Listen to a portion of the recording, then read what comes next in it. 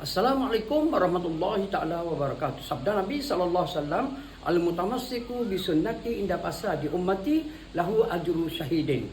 Barang siapa berpegang dengan satu sunnah Nabi, dia dapat amal satu sunnah Nabi ketika orang lain tidak melakukannya. Dia akan dapat pahala mati syahid, satu pahala mati syahid.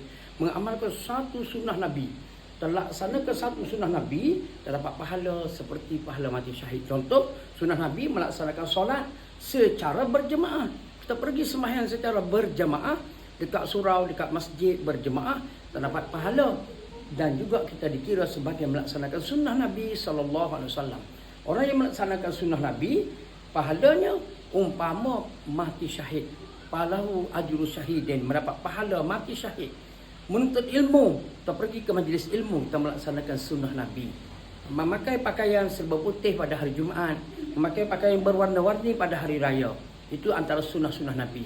Jadi mudah-mudahan dengan kita mengamalkan sunnah Nabi, tak kira dalam hari raya, hari Jumaat, ketika melaksanakan solat berjemaah, menuntut ilmu dan sebagainya, mudah-mudahan kita mendapat pahala dan mendapat syafaat daripada Nabi SAW.